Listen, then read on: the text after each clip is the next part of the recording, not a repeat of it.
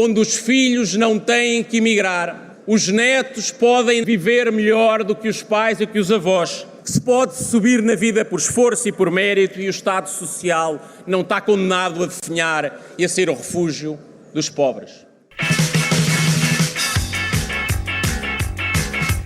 António Leitão Amaro nasceu em 1980 em Lisboa, mas passou os primeiros 18 anos da sua vida no Caramulo.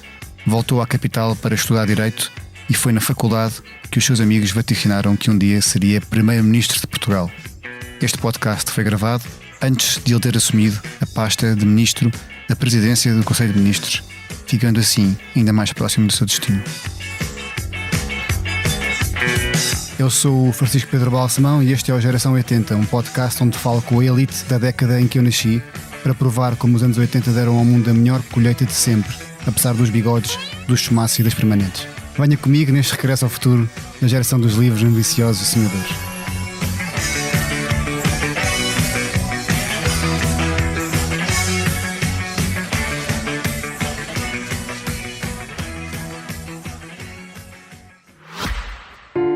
Além das bigodaças, os anos 80 mudaram a política portuguesa.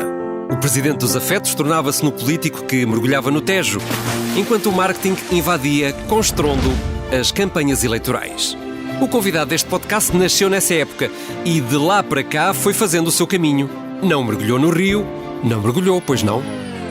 Mas fez da política vida e agora até integra o governo. Moral da história, o caminho pode ser transformador. Aqui na BMW somos a prova disso mesmo. Na década de 80, a segunda geração do nosso Série 3 fazia brilhar os olhos dos condutores. Hoje, com os elétricos e os híbridos plug-in, o nosso compromisso e sentido de missão não mudaram nem um bocadinho. Fazemos parte da vida das novas gerações na estrada porque são elas quem procuram o máximo de conforto, confiança e assertividade ao volante. O nosso caminho é o da qualidade, só que com menos banhos pelo meio. BMW, pelo prazer de conduzir. Olá António, bem-vindo a este podcast. Obrigado pelo convite. Nada António, olha, porquê é que achas que os teus amigos te apontavam como futuro Primeiro-Ministro na faculdade numa tão tenra idade? Não conhecia mais ninguém que estivesse muito envolvido nos partidos, diria eu. Tu filiaste no PSD aos 14 anos? Sim, começou muito cedo. E isto há uma influência da tua mãe que foi vereadora? É imensa influência da minha mãe, é isso mesmo. Em que Câmara? Câmara de Tondela, que é onde é o concelho onde fica o Caramulo, onde eu cresci na prática. Fisicamente nasci, é verdade, nasci em Lisboa fisicamente, mas o meu bilhete de identidade diz desde sempre que nasci no Guardão, Conselho de Freguesia do Guardão, Conselho de Tondela, apesar de ter nascido fisicamente cá. É do lado da tua mãe ou dos seus pais? É do meu pai. O meu pai é que também viveu a vida toda lá em cima, no Caramulo, desde o tempo em que aquilo era uma estância de sanatórios para curar a tuberculose. Apesar de não ser lá, a minha mãe casou-se com o meu pai, conheceram-se na faculdade no técnico, apaixonaram-se tanto que ela foi atrás dele para lá. A minha mãe era de Cascais. Foi a primeira presidente da JSD de Cascais naquela altura, logo quando o PSD foi criado. Conheceu o meu pai por essa altura também e casaram-se. O meu pai fixou-se lá porque o meu avô tinha lá atividade empresarial e comercial. E ficou desde então. Minha mãe apaixonou-se pela terra, pela região. Hoje nós andamos na rua e ela conhece mais gente que o meu pai. É incrível, essa é uma história de amor também. Essa política é misturada com amor. Completamente, com grande conflito. A política claramente entra em conflito com a família e com o amor, porque exige imenso a quem é marido ou mulher de político ou de política, e a política pede dedicação a horas inaceitáveis para a família, deslocações, viagens, atenção permanente, e portanto é um conflito. A minha mãe escolheu sempre ficar, foi várias vezes convidada para ser candidata a deputada e recusou sempre porque isso implicava vir para Lisboa, sobretudo em tempos em que as viagens demoravam muito e implicava sair ao pé da família. O meu pai trabalhava muitas horas, saía de casa cedo e chegava a casa, estávamos sentados à mesa a jantar e portanto a minha mãe sentiu que ia faltar à família de tal forma que era incompatível e ingerível dada à distância e portanto recusou esses convites para voos mais altos, se quisermos, na representação política nacional. E tua mãe era vereadora durante quanto tempo foi? Eu creio que há de ter sido por volta de 88, 89, portanto é dessas eleições nessa altura até 2009, e saiu em 2009 pelo próprio pé, achou que tinha cumprido o seu percurso e saiu. E é mais ou menos coincido mais ou menos com a mesma altura em que eu comecei a entrar mais a sério na política, apesar de eu já seguir desde muito pequenino. Falavam sobre política em casa, a tua mãe do PSD também? A minha mãe do PSD levava-nos a comícios, eu lembro-me da noite.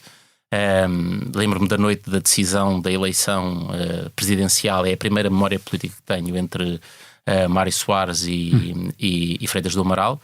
E lembro da reação da minha mãe, um bocadinho insatisfeita, quando na segunda volta Mário Soares ganhou. Lembro-me de ir ao comício, um comício gigantesco em Viseu em 1991, na campanha, a segunda maioria absoluta de Cavaco Silva. E lembro-me de andar nos carros de campanha com a bandeira de fora, a colar cartazes. Ainda não tinha idade para sequer nem andar nas juventudes partidárias. E, portanto, gostavas mais naquela altura da festa, por assim dizer. Sim. A relação inicial com a política é essa relação social, estética, recreativa.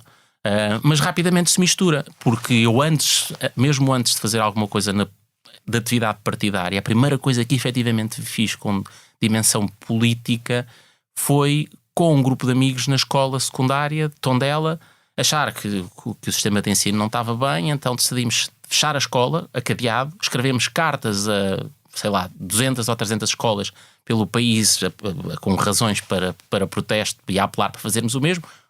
Nunca tivemos resposta, mas nesse dia à noite vimos as notícias e não apenas tinha vindo a televisão ao nosso liceu cobrir a nossa manifestação, mas tinha estado em outras escolas de outros sítios do país que tinham fechado as portas também, e portanto isso foi antes sequer de eu me meter na juventude partidária,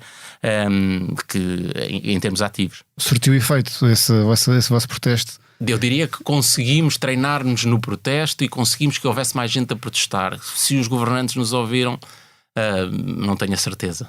Portanto, aos 14 anos vais inscrever-te no PSD, já com alguma consciência política? Sim, eu acho que desde ainda antes dessa idade, e ouvindo por causa da minha mãe, mas na altura a televisão foi o início, os primeiros anos de 1994, assim que tinha 3 anos? 2 anos, assim que é de 92, sim. Pronto, e portanto nem havia sequer aquela intensidade dos debates que a SIC Notícias mais tarde veio trazer, mas via alguma coisa, tinha uma noção, mas era sobretudo uma escolha pela dinâmica política local, porque era aquilo que eu tinha mais exposição. Foi um conselho que, quando o PSD ganha a Câmara ao CDS, na década de 80, Viseu era um dos distritos onde o CDS começou por ter muitas câmaras, e transforma o Conselho de Tondela num conselho que era, não sei, o 8º ou 9º do distrito de Viseu, claramente no 2º, em uma década e tal, muito industrializado. Imagina, é talvez o 40º mais exportador do país, e só tem par praticamente em concelhos do litoral, das áreas metropolitanas de Lisboa e do Porto ou de Braga, e depois um ou outro. Muito exportador, uma grande transformação feita pela ação autárquica, e foi aquela dimensão reformista e de trazer progresso à terra, apostando nos homens e nas mulheres boas, na capacidade de iniciativa económica privada, que me fez achar que o PSD é a minha área. Pronto. E a tua mãe tem muito orgulho em ti? Eu espero que os meus pais tenham orgulho em mim, mas nunca vai ser igual ou não é superior ao que eu tenho neles. Eu digo isso muitas vezes.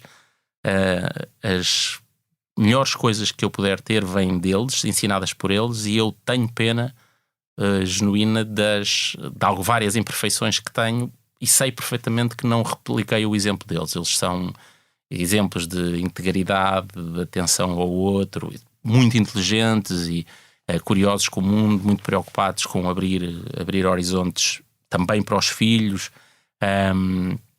e são pessoas que eu adoro e seriam das pessoas agora, com a minha mulher e os meus filhos, que mais me gostaria de desiludir em algum momento na vida. Já desiludiste?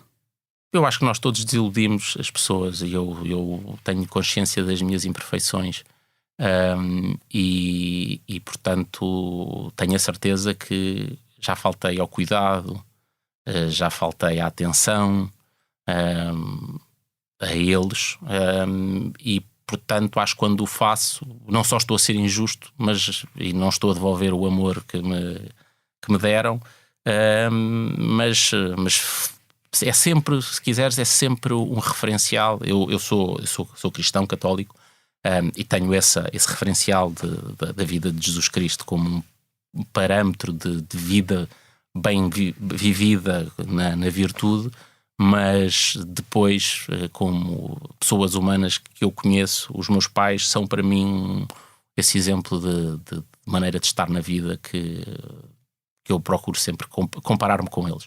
A minha mulher, felizmente, veio puxar também muito pelos meus padrões e exigência, e portanto sinto-me exigido, mas ao mesmo tempo uma pessoa profundamente amada, e isso é bom. E a tua mulher, o que é que faz? A minha mulher é consultora de recursos humanos e hotelaria. Ela andou sempre na vida entre essas duas áreas e trabalha para uma organização internacional à distância. Ela tolera ou apoia esta tua vida muito dinâmica e com tanta solicitação? À maneira dela, sabendo que é profundamente duro para ela, e vai ser um dia para os meus filhos quando tiverem consciência, que ainda não têm, ela apoia de uma maneira que é a maneira dela, mas eu sinto que o grau de exigência, ainda por cima ela é uma pessoa que gosta muito de privacidade. Um dos nossos cláusulas, se quiseres, de princípio de relação foi que eu nunca usaria e nunca o casal como elemento de campanha. Eu não tenho nenhum desrespeito para quem o faça, mas eu nunca vou aparecer em nenhum evento de campanha com ela, porque queremos preservar dentro do possível, e mesmo assim não vai ser possível. E nem com os teus filhos. E com os meus filhos houve uma única exceção, em que a minha filha, a primeira, apareceu apenas os pés numa reportagem televisiva, e eu creio que também numa revista, no momento em que eu era deputado nessa altura, e eu decidi utilizar a licença parental máxima que consegui e dividi-la com a minha mulher. E curiosamente, na mesma altura, o atual secretário-geral do Partido Socialista fez exatamente a mesma coisa. Ele já no governo, ele era secretário de Estado, eu deputado, e fizemos os dois esse mesmo gesto. E houve uma televisão que nos pediu a ambos que fizéssemos uma reportagem. O Pedro Nuno decidiu fazê-la como entendeu. A condição, eu falei com a minha mulher e combinámos que havia aqui uma mensagem muito importante para o país, que justificava essa absoluta exceção da nossa filha mais velha a aparecer, na altura a única, aparecer na reportagem comigo, mas apenas os pés. Portanto, não identificada, porque era uma mensagem que eu acho que as pessoas da nossa geração já são a fase de transição, mas ainda há muito a fazer mesmo assim, que as mulheres e os homens têm exatamente a mesma obrigação em casa, na partilha de responsabilidades, na responsabilidade perante os filhos. E nós ainda crescemos muito a ver a geração de acaba a refeição e há muitos homens que ainda acham que o lugar deles é irem para o sofá. E o resto tem que ser tratado pela mulher. E não pode ser assim. E, portanto, a única exceção da exposição, e eu acho que vai ser a única até ao fim da vida, creio, por combinação, enquanto os nossos filhos forem menores, naturalmente, com a minha mulher, foi essa, porque era uma mensagem que era para explicar, para tentar transmitir essa mensagem de porque é que era importante. Essa paridade, essa igualdade de género, se conseguimos isso através da legislação, mas não só, ou seja, pergunto-me, mas qual é a tua opinião? Ou seja, através também da prática e do exemplo? Absolutamente. Nós podemos pôr na lei o que quisermos, e se culturalmente não alterarmos hábitos, não vamos mudar. E, portanto, eu acho que quem for mulher e homem público e puder dar um testemunho vivo desse respeito igual, e dessa responsabilidade igual, deve fazê-lo. Foi isso que eu senti, não apenas com a minha mulher quando decidi retirar e tirar a licença, porque aquilo foi um gesto obviamente para com ela, mas também com a minha filha que acabou de nascer e que eu queria estar aquele tempo, viver aquilo, mas também depois houve uma dimensão, sobretudo quando aquilo teve uma dimensão pública, porque aquilo basicamente o que acontece é quando os deputados pedem a suspensão, é que ela tem que ser anunciada e tem que ser explicada.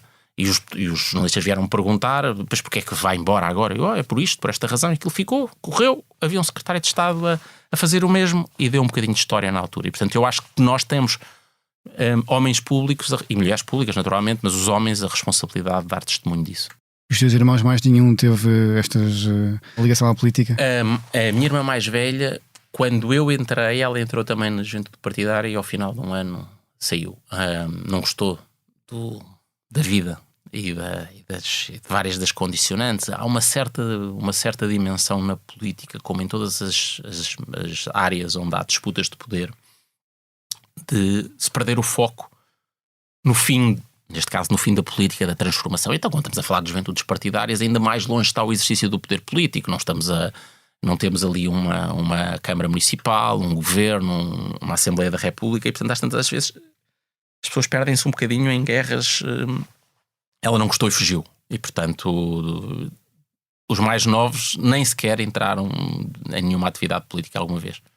E vocês estão muitas vezes juntos, os 4 irmãos? Muitas vezes juntos. Temos uma família muito, muito, muito unida. É uma das coisas... Eu diria que a família é para mim o outro elemento mais importante e é o principal pilar e porto seguro, força de segurança. E temos uma relação muito boa. Na semana passada jantámos juntos 2 vezes. Todos? Todos.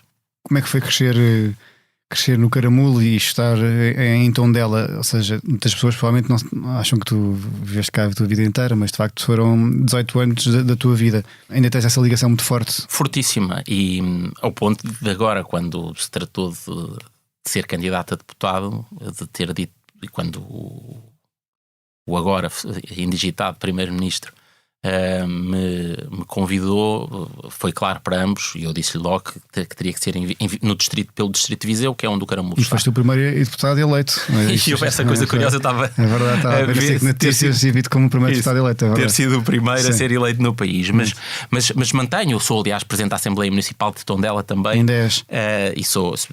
Mas é a primeira vez, é um mandato que começou em 21. Mas cresci ali de facto, e o Caramulo era uma aldeia, tem vila, quer dizer, formalmente é uma vila, mas é pequenino. A freguesia tem menos de 2.000 habitantes e o Caramulo tem... Já foi uma glória no passado, curiosamente, muito antes de eu existir. O Caramulo, entre os anos 40 e 60, sobretudo, foi a grande estância sanatorial para cura da tuberculose, e chegou a ter mais de uma dezena de milhares de pessoas ali, entre doentes, médicos, mas eu já não apanhei essa agora, já havia penicilina e portanto a tuberculose já se curava de outra maneira. Mas foi uma vivência de aldeia pequena. E há vários aspectos, vários exemplos de grande distância das comunidades de Lisboa. Dito isto, e aquilo que vou dizer a seguir, não pode excluir isso. Eu nasci e cresci num contexto de uma família que tinha boas condições de vida. E quando eu a seguir disser, porque é verdade, a escola primária onde eu andei, as casas de banho eram buracos no chão, e era aí que eu ia todos os dias, não significa, não estou aqui a tentar representar uma pessoa que viveu com escassez ao longo do seu crescimento, porque não, o meu pai era empresário, tinha uma empresa com uma dimensão importante na região, e portanto deu-nos muitas oportunidades. Mas havia muita coisa. A escola não tinha melhores condições por ser uma escola do interior? Sim, absolutamente. Era um interior que estava muito longe da capital. Nós, quando depois se tratou de passar da escola primária, depois mais tarde, uns anos depois de ir para o liceu, ia nos autocarros com, 20 anos, a descer uma serra com curvinhas, demorávamos 45 minutos a chegar, frio, chovia lá dentro, e portanto a escola, lembro-me o aquecimento era uma salamandra. Uma salamandra é uma espécie de uma lareirinha fechada, sim. Onde nós nos íamos aquecer, punhamos o pão em cima da salamandra para aquecer e punhamos os pés para aquecer, depois adorávamos barrar os pés das solas de borracha na salamandra e ver as solas de borracha a derreterem-se ali. Cá fora, onde jogávamos futebol e no pátio, não havia balizas, haviam 2 pedras de cada lado. Não havia nem relevados, nem coisas arranjadas, era brita solta. As nossas brincadeiras fora dali era andar adorávamos andar nos sanatórios desativados, a fazer descobertas e às vezes asneiras. As aventuras. Exatamente. E andávamos muito pela montanha, pela serra, a fazer caminhadas, corridas, acampamentos, andar nos riachos. Tinhas uma sensação de liberdade que não terias na cidade, não é? Absolutamente. Quer dizer, eu desde uma idade, desde a escola primária, creio, ia para a escola muitas vezes a pé.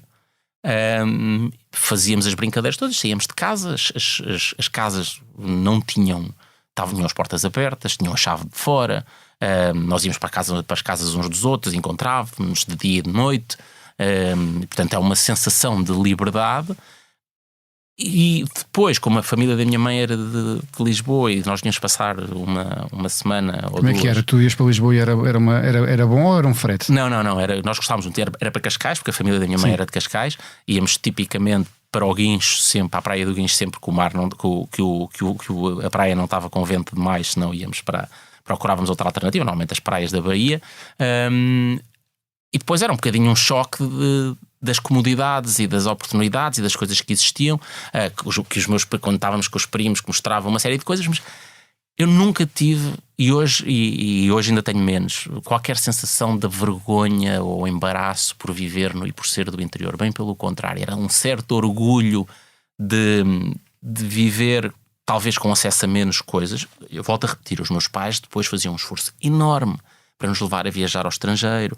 Vinhamos várias vezes a Lisboa, mais a Cascais, até porque a Lisboa, quando estávamos em Cascais, às vezes vinhamos a Lisboa, mas nós tínhamos a noção do que faltava, não havia concertos, quer dizer, eu adorava música, então, sobretudo adolescente. O que é que ouvias? Comecei por adorar o heavy metal. Tinha a minha, explico, tinha o meu quarto a dada altura forrado com posters que iam desde Pantera. Na hora foi o concerto de Pantera ano passado. Foi, pronto. Eu curiosamente desliguei-me daquilo. Pantera, Metallica, Guns N' Roses, ainda na versão inicial. Depois, de vez em quando, havia assim umas coisas um bocadinho mais. Houve ali uma altura que experimentei mesmo o black metal e depois o punk. Ou seja, eu lembro-me de ter um gorro preto a dizer Bad Religion.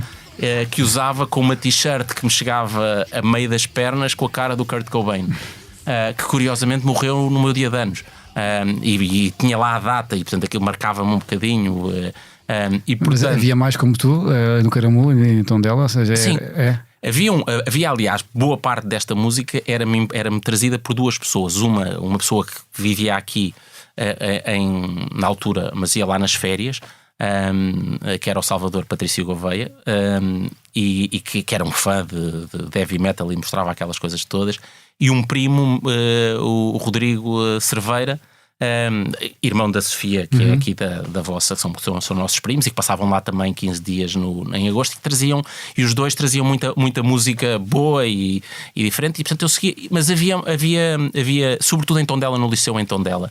Aliás, era meu colega de curso, hoje que é um grande músico, colega de liceu, que é o Samuel Lúria. Pois é, Tondela, exatamente. É do ano. Eu acho que ele era do meu ano. Era de artes, e portanto não estávamos nas mesmas salas. E portanto havia uma grande cultura e continua a haver uma grande cena cultural ativa em Tondela. Há uma associação extraordinária que produz coisas incríveis, se chama Acerte, sobretudo teatros, mas sempre houve muita música ali. E portanto havia assim uma mini cena de gostar de música mais pesada no início, mas pronto, mas eu adorava música e nós fazíamos, como não havia discotecas, a discoteca mais próxima era em Viseu, que era a 35 minutos de carro, à noite. Nós não tínhamos carta, então o Day After, não? Era o Day After, exatamente. Então o que é que havia? O que é que fazíamos? Imensas festas, chamadas festas da garagem, e eu muitas vezes punha música, ao ponto de, a dada altura, quando tinha 16 anos ou 17, ter aberto um bar com dois amigos, lá no Caramulo, num antigo clube, numa associação. Recuperámos aquilo com o apoio da direção da associação, abrimos um bar, eu e dois amigos que eram, tinham lá mais de 10 anos que eu, talvez não 10, não 7, e eles tratavam mais da parte das bebidas e eu também tratava, mas punha música, e pronto, e fazia parte do entretenimento que organizávamos. E os professores eram bons nessa escola, tanto no ciclo e depois na secundária? Eu acho que sim. Eu tive ali um período em que estive em Viseu num colégio, entre o 5º ano e o 8º, um colégio privado, religioso, porque os meus pais acharam que ir para Tondela era uma viagem grande, e portanto fizeram essa opção. Mas eu sempre achei que tive bons professores. E o mais que eu posso dizer é que eu já estive, depois fui para uma universidade portuguesa, depois fui para uma universidade americana, e nunca senti que a minha educação fosse mais fraca e me faltassem coisas por ter estado numa escola e em escolas públicas portuguesas, uma escola primária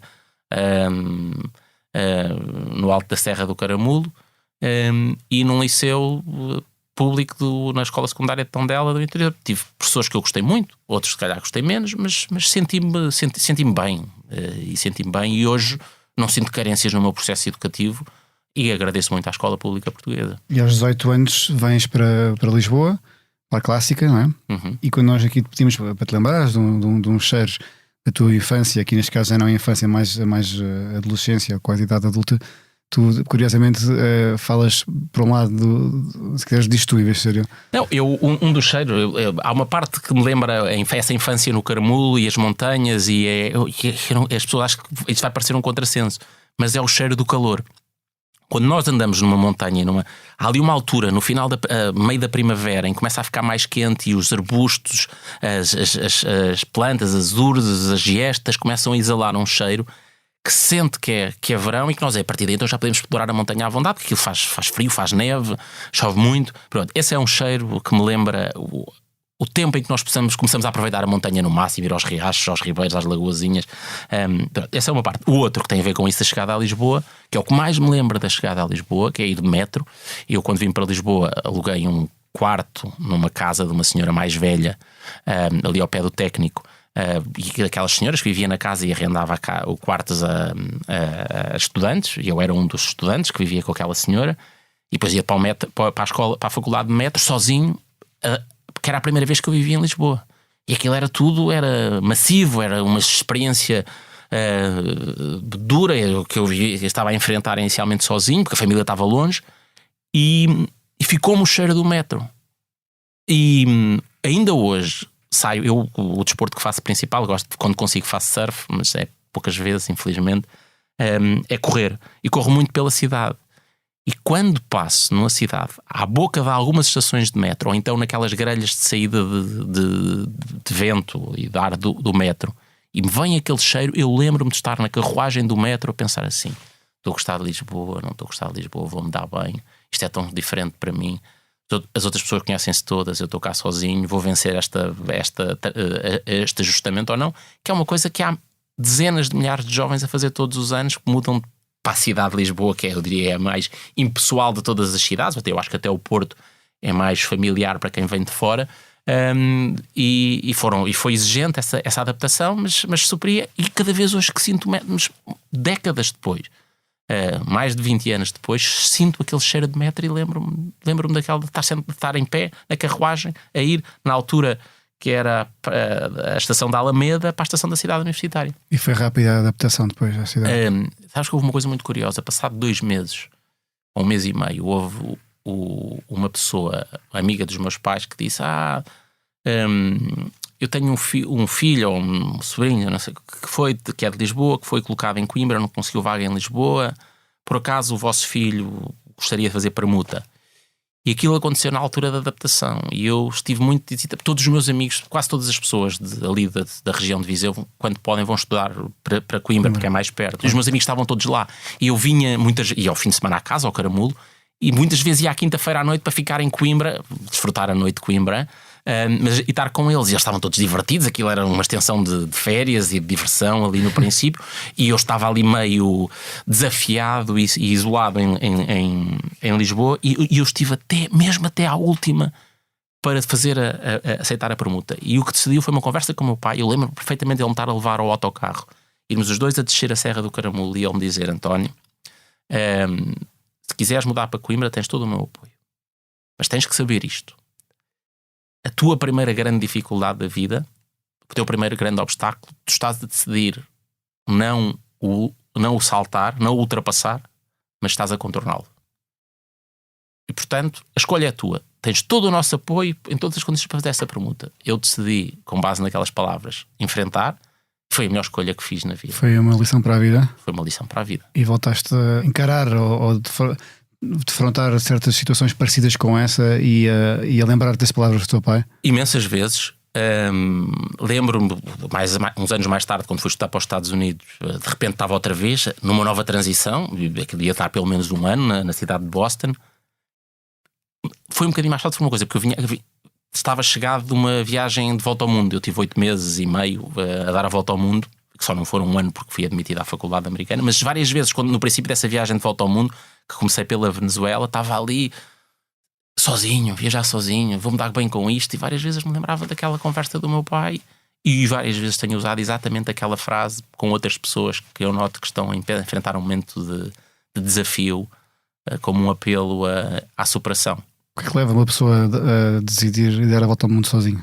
Ora, portanto, tu lembras da experiência de nós acabarmos o curso de Direito, Sim. Irmos fazer estágio naquelas sociedades de advogados grandes em... Tu, tal como eu, sempre soubeste que não ias ser advogado, certo? Exatamente. E nós fazemos o estágio, eu já não me lembro em quanto tempo é que tu ainda ficaste, eu fiquei quase 3 anos. Eu também. Pronto. 2006. E eu ali, exatamente, ali no início de 2006 eu disse, pronto, este é o tempo, chegou, tenho que fazer 2 coisas.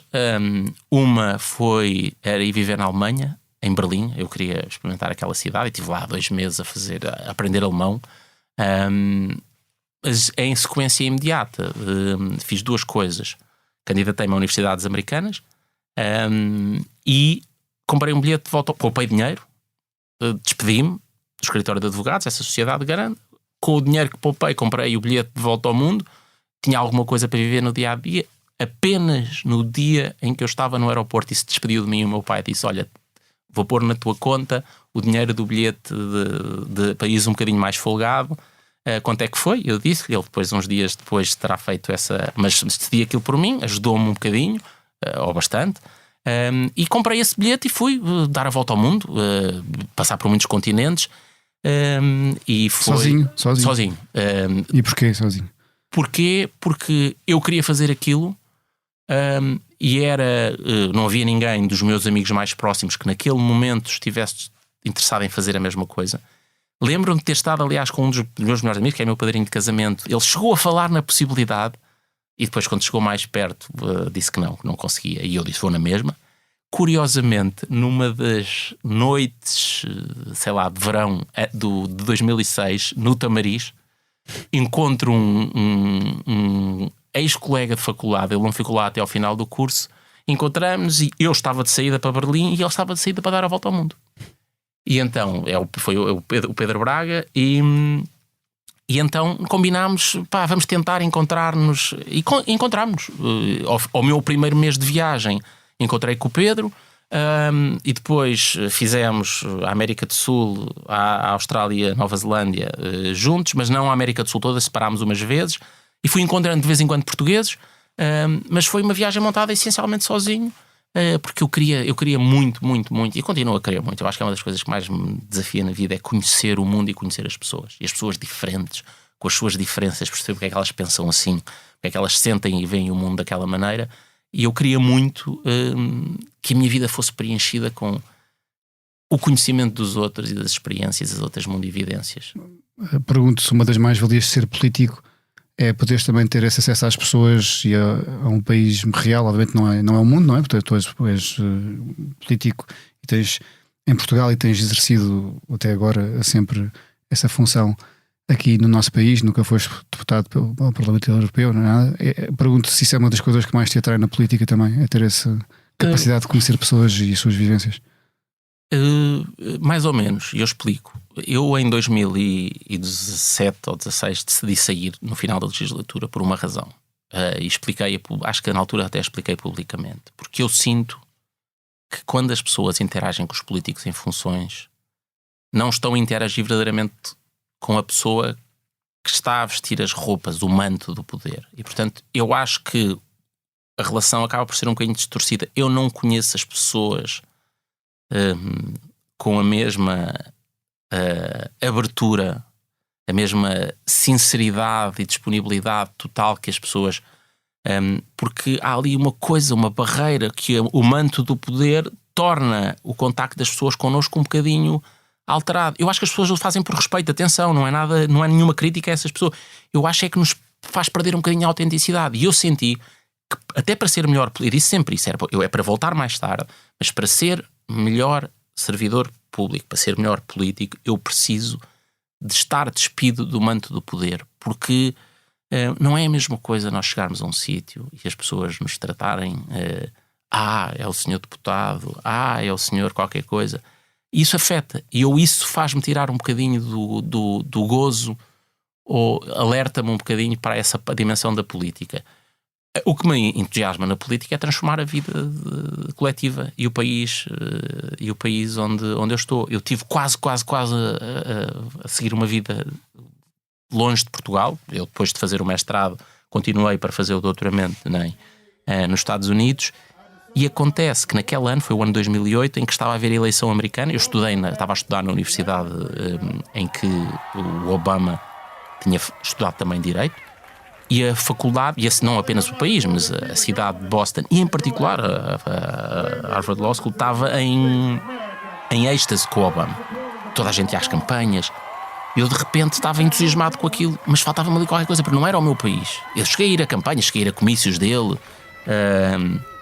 E nessa altura houve um amigo meu, que era o presidente da JSD na altura, o Pedro Rodrigues, que me soube tocar nos botões certos, que é aquela chama de transformar, que era um bocadinho, se as pessoas se lembrarem essa mensagem, um bocadinho quase ingênua, mas da transformação e da mudança e da esperança que o Obama traz, adaptada a Portugal. Vem para Portugal, e a verdade é que eu larguei tudo também e vim para Portugal. E querias mudar também a imagem dos políticos. Uma entrevista que tu deste em 2009 e que dizias isso. Achas que conseguiste em 15 anos? Sim, coletivamente não.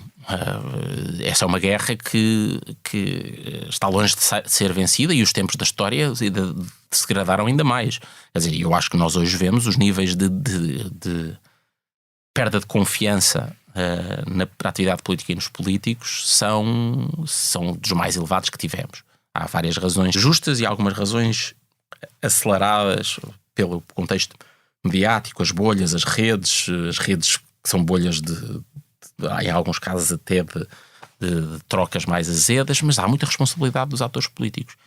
E eu o que quero é fazer duas coisas. Primeiro, tentar dar uma imagem, pelo menos no que eu possa, de ser um ator político íntegro e que as pessoas possam respeitar. Procurar escolher e recrutar e envolver mais pessoas que tenham essa mesma integridade no serviço aos outros, e depois transformar a vida das pessoas para melhor. E eu essa ambição e essa esperança não perdi. Tens também dito recentemente, nesta nova etapa de política do país, disseste que temos de acabar com o clima de divisão no país. Disseste isto agora há pouco tempo na SIC Notícias. Isto é possível num país cada vez mais polarizado, ou algo que achas que nós conseguimos fazer? Eu vou tentar muito. Outra vez, há coisas que são essa sensação de divisão, que há países que ainda estão mais rasgados com isso do que o nosso. Os Estados Unidos é um exemplo, o Brasil é outro. A época das redes, das pessoas viverem em bolhas sociais, agravam, mas os atores políticos têm contribuído para isso. E eu vou-te dizer porque é que eu acho que o Primeiro-Ministro, para iniciar funções, tem muitas essas características de procurar unir, juntar.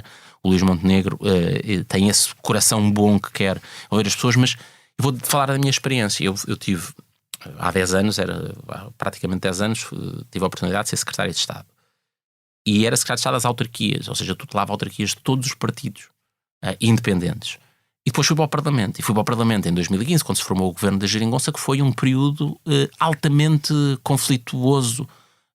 Os dois lados da barricada política muito assertivos, muito agressivos, e eu várias vezes me senti, fui ator, vim várias vezes à SIC Notícias a fazer debates que vocês montavam como esquerda-direita, e que eu próprio várias vezes saí daqui, isto foi muito agressivo. E eu senti-me, e foi a outra razão pela qual eu decidi interromper a minha atividade política em 2019, e decidi, na altura disse a Rui Rio que não queria ser candidato, não tinha nada a ver com ele, porque a decisão estava tomada antes de ele ser presidente. Por isso é que eu há bocado disse que foi em 2016, tomei a decisão de sair. Porque cheguei ao final de 2016 e aquela sucessão, estou no Parlamento, aquilo é à pancada, vou para a televisão, aquilo é à pancada.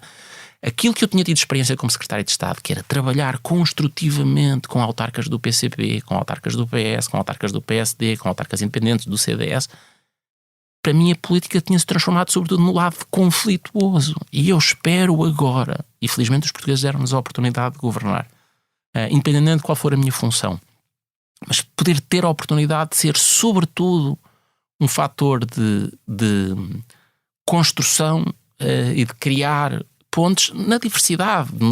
É muito diferente ser-se eleito pelo PS, pelo Bloco de Esquerda, pelo CDS, pelo Chega ou pelo PSD.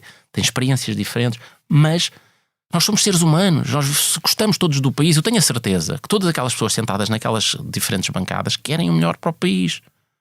Os resultados das suas escolhas e da forma dos caminhos que eles preferem é que são diferentes. E eu quero tentar ao mesmo tempo persuadir o máximo de pessoas para que o caminho que nós queremos talvez seja aquele que vai ter melhores resultados, mas perceber que temos que levar isto enquanto comunidade juntos. Para isto te motiva é o facto de achares que constantemente conseguiste ir também reciclando e renovando também a ti próprio e aprendendo nas diferentes atividades políticas que foste exercendo?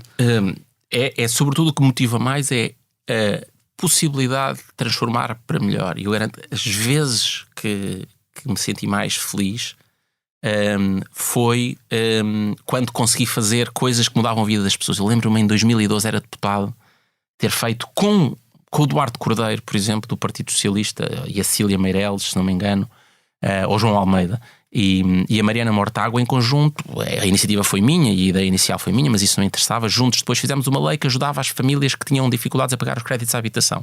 E nós soubemos que aliviámos o esforço, obrigámos, entre aspas, os bancos a renegociarem aquilo melhor, mas era muito equilibrado e, portanto, não punha em causa o sistema. Ajudámos muitas famílias, aquela sensação de chegar a casa.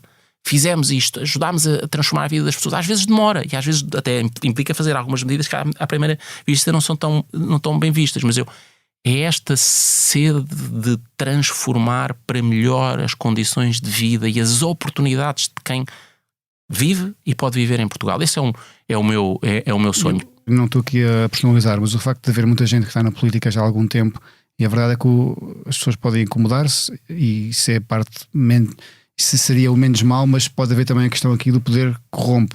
Tu pensas nisso também, tens 43 anos, quase 44, e alguém que já está nisto há 20 anos, há 30 anos, quer dizer, desde que te filiaste num partido, não é uma coisa que te preocupe o facto de não ver alguém que possa dizer: olha, António, cuidado que já estás aqui. Preocupa-me extraordinariamente, embora a minha verdadeiramente atividade transformou-se numa atividade principal em 2009. Até aí eu fui advogado, estudei fora, estava na faculdade, nunca tinha assumido cargos a sério, mas é sobretudo a partir de 2009, mas já é muito tempo. Mas por causa disso é que eu parei, cheguei a 2019, interrompi e voltei, na verdade, o ano passado, há 1 ano e meio, a vice-presidente do PSD, e agora, 5 anos depois, ao Parlamento. Mas sim, nós temos que ter noção, por isso é que eu dizia, é muito importante nós nos despirmos periodicamente do manto do poder. Percebermos que nós, debaixo dele, somos todos iguais, no sentido somos seres humanos, por isso temos de tratar todos com essa mesma igual dignidade, mas todos nós temos que nos proteger desses riscos, tu chamaste da corrupção, dos riscos... Corrupção no sentido mais lato. Sim, sim, claro, das relações menos claras, sim, e é um desafio, para mim é um dos desafios maiores, é nós simultaneamente querermos fazer bem, crescer, expandirmos, transformarmos, as pessoas nos respeitarem, as pessoas estarem interessadas, e depois, obviamente, quanto mais responsabilidade tens, mais todas as pessoas que representam interesses legítimos, empresariais, políticos, sociais, laborais, aproximam-se, querem estar connosco. E nós explicarmos, e isto é uma coisa que é uma mensagem também importante para quem olha para o fenómeno político. Nós temos uma obrigação de ouvir todas essas pessoas, mas depois temos a obrigação de perceber, elas estão a defender os seus interesses particulares e cabe-nos a nós, com imparcialidade e integridade, lê-los e fazer uma concepção do interesse, qual é que é o interesse público não capturado por esses grupos. E isso para mim preocupa muito. Esse é um dos cuidados. E o outro cuidado, se quiseres, o maior cuidado de todos, eu já falei nisso no princípio, é a dureza que isto tem para as pessoas que estão à nossa volta. O escrutínio é importante, mas tem limites?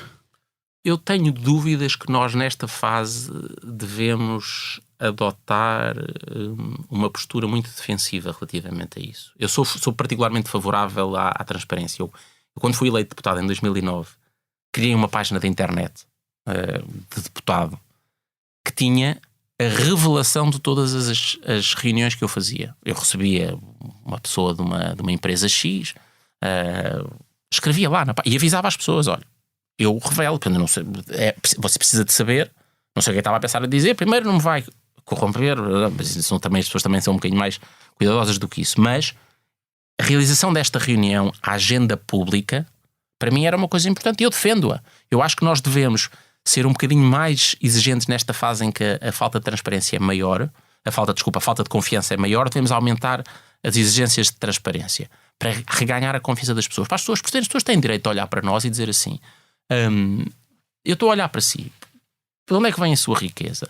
De onde é que vem o seu posto? Como é que cresce o seu poder? Acho que sim, podem fazer isto. Têm que estar preparadas para a resposta e aceitá-las com integridade e com a mesma seriedade. Mas eu acho que depois cada um deve estar disponível ou deve fazer um juízo sobre algumas dimensões de escrutínio, designadamente se quer expor a sua família ou não. Eu já falei sobre isto. A regra que eu tenho na minha família é que a família não é para expor como parte da minha atividade política. Os meus filhos são pequeninos, têm que ser protegidos. Eles não têm culpa de eu ter feito esta escolha de me expor à crítica. Eu lembro no princípio da minha relação quando comecei a namorar com a minha mulher, ela via uma notícia qualquer e depois as caixas de comentários. E as caixas de comentários Isso é um erro. São sempre horríveis. Porque são gratuitas, as pessoas escondem-se atrás, dizem coisas. Pronto, Isso é algo que te preocupa também em relação aos teus filhos, essa exposição? Preocupa-me. Não só em relação a ti, mas em relação às redes sociais como um todo e o facto de terem coisas boas, mas também serem muito tóxicas. Preocupa muito, muito, muito, muito. Preocupa-me pela minha mulher, que não tem nenhum gosto especial por eu estar na atividade política. É muito exigente eticamente, e isso para mim é bom. Mas não tem que sofrer com a minha exposição. Ela que é uma pessoa particularmente reservada, e preocupa-me imenso com os meus filhos, porque a minha mulher ainda assim escolheu estar comigo. Os meus 2 filhos não escolheram nascer de mim, e eles há um dia que vão chegar à escola. Eles agora ainda ouvem aquelas coisas engraçadas que é: vi o teu pai na televisão. Eles nem veem muita televisão. Aliás, não veem televisão praticamente. Isso é uma pena, mas deviam ver os canais chique. Vai acontecer com 7 anos, ainda não. Nós temos um cuidado com a exposição, claro. E depois temos uma coisa que, sobretudo os desenhos animados que vêm, procurar que sejam em inglês para terem contacto com a língua. Mas de vez em quando já há estas coisas. Ainda agora, a seguir à noite eleitoral, no dia a seguir, houve um menino que escreveu no desenho de o que é que fiz no fim de semana. A coisa que ele tinha feito no fim de semana foi ver o pai do... Desculpa, eu estou a omitir os nomes dos meus filhos e mulher de propósito. Mas o pai do X na televisão. Isto foi absolutamente bondoso, não tem problema nenhum. Já vai um momento que não vai ser. Umas vezes por maldade se quisermos, ingênua e pura dos adolescentes e das crianças, que não é por mal, mas... E outras vezes é porque eu fiz mesmo erros, e é normal que os vá fazer, infelizmente, quer dizer, somos todos humanos, e os meus filhos vão sofrer com isso. Tudo o que eu fizer, ou não fizer, e o que as pessoas disserem de mim, a exposição que eu tiver, vai-lhes cair em cima sem eles terem escolhido. E é preciso um amor deles e da minha mulher e dos meus pais e dos meus irmãos, que é quem mais sofre com isto, e não me fazerem sentir desapoiado, que é brutal. Isto é muito mais duro para eles do que para mim, porque, repare, eu fui crescendo. Eu costumo dizer que nós na política precisamos ter uma casca muito grossa, mas ao mesmo tempo porosa, porque tem que ser grossa para podermos aguentar. Eu lembro, há um episódio, desculpem lá dizer isto, eu a dada altura estava no Parlamento, vinha aqui para a SIC Notícias e começo a receber, vinha na autoestrada e começo a receber mensagens. O que é que tinha acontecido? Havia alguém que tinha postado no Facebook um vídeo de 20 segundos a dizer que lia aos meus lábios e que eu tinha chamado Pi à Mariana Mortágua num debate. Aquilo era mentira. Eu tinha dito responda à pergunta. Só que ele tinha feito tinha tirado aqueles 15 segundos, tinha dito que ele sabia ler os lábios e pôs-lhe uma palavrão. E pôs-lhe umas legendas. Mas como aquilo é apanhado naqueles, como à parte, a confusão de, o João Galamba veio ao Twitter imediatamente dizer que aquilo era mentira. Aquelas senhoras estão lá no meio da sala que reescrevem os apartes, escreveram responda à pergunta. Mas em 24 horas eu tive aquele vídeo, teve 250 ou 300 mil visualizações. Eu mandei um e-mail ao senhor e ele continuou a fingir, é um professor, fingiu que aquilo não era com ele. A Mariana Mortágua lá no dia a seguir veio também de uma forma indireta desmentir que aquilo tivesse acontecido. Eu recebi milhares de mensagens, insultar-me, a tua mãe é que é não sei o quê, e eu não tinha dito nada daquilo. Eu aqui não tive culpa. Tem outro episódio, não tive culpa uma vez, aqui também num debate na SIC Notícias, a querer dizer uma coisa que para um jurista faz sentido, que é o governo proibiu o legionela. O que é que eu queria dizer? Que fixou como limite máximo permitido 0,0. Obviamente não se proíbem bactérias. Só que aí eu cometi um erro. Claro que fui gozado por meio país nas redes sociais. Com razão. Pronto, essa parte doeu, mas não era uma coisa. A outra, de repente eu a dizer palavras. Aqui ainda por cima, apesar de ser mais do norte do país, nem faz parte muito do meu género dizer palavrões. Podia ser. Às vezes só mesmo quando falha um lance num desporto, se calhar às vezes sai alguma coisa. Mas normalmente não sai. E os meus filhos passarem por isto. Nós pedimos aqui no nosso podcast para os nossos convidados trazerem aqui um objeto. O que é que tu me trouxeste aqui? Muito bem, então é uma camisola de futebol do clube onde eu jogava nas camadas jovens. Como é que chamava? Que se chamava, no meu tempo já se chamava Clube Desportivo e Recreativo da Serra do Caramulo, que é o nome atualizado do Clube Desportivo e Recreativo do Guardão, que é a freguesia, é o nome da freguesia, que é o que está aqui no emblema, mas o símbolo ficou igual, apenas mudou de G para SC. E eu usei esta camisola umas vezes a jogar lá na equipa, e depois no liceu fiquei, já não sei porque, fiquei com isto, ficámos com este equipamento para jogar nos campeonatos do Liceu de Tondela também. E portanto, esta camisola lembra-me essa parte espetacular da nossa vivência nos anos 80 e 90, em que a nossa maior preocupação era se íamos ganhar o jogo de futebol, se íamos marcar golos. Eu não era grande jogador, era sobretudo, aliás, era fraquito, mas tinha muito pulmão, corria muito, esforçava-me muito. Mas se íamos ser convocados ou se não íamos. Ainda jogas? Não jogas. Não, eu perdi completamente, não consegui, deixei de conseguir. Houve uma altura que, quando éramos advogados estagiários, ainda jogava naqueles campeonatos, naqueles campeonatos das sociedades de advogados. Mas depois, agora és mais de ir ver a bola, é isso? Adoro, sou sportinguista muito fervoroso. É por isso que estás aqui hoje. Obrigado, acho que é um ótimo critério.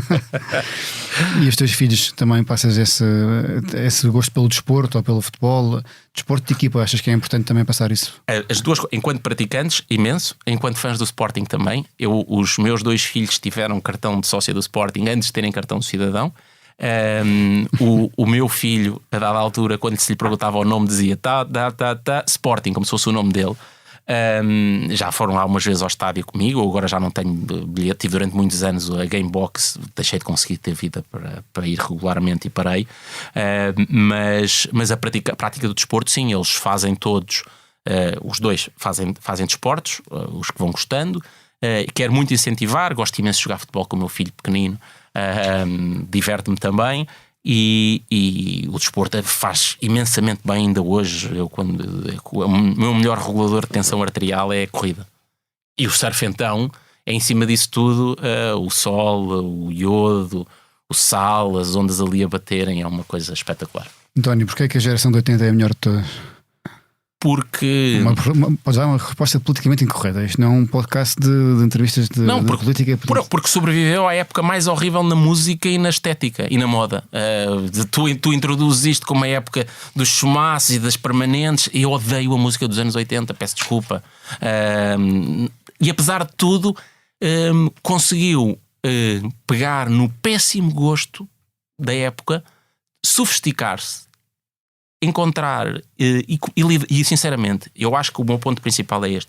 Eu acho que está a liderar a transição civilizacional, aquelas partes da igualdade de género, do equilíbrio trabalho-família, uma certa maneira mais aberta ao mundo, de mais cosmopolita, e menos atávica ou chauvinista de viver. Eu acho que é a sociedade que é a geração que abre essa transição, apesar de partir com péssimo gosto. Achas que se um dia este podcast for um sucesso e haver aqui uma segunda ronda, tu voltas a ficar como Primeiro-Ministro ou não?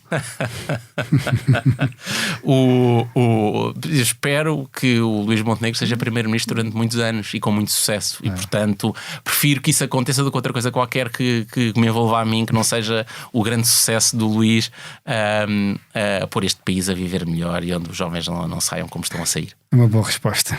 Olha, obrigado, António, por teres vindo aqui ao Geração 80. Obrigado, gostei imenso. Este episódio teve a sonoplastia de João Martins, produção de Mariano Oca Ferreira e fotografia de José Fernandes. O grafismo de capa é de João Carlos Santos e a edição vídeo de Ana Isabel Pinto, com coordenação de Joana Beleza e direção de Ricardo Costa. Eu sou o Francisco Pedro Balsemão e, como diz a música dos Táxi, para que tudo continue sem parar, é fundamental levar a vida a dançar. Até para a semana.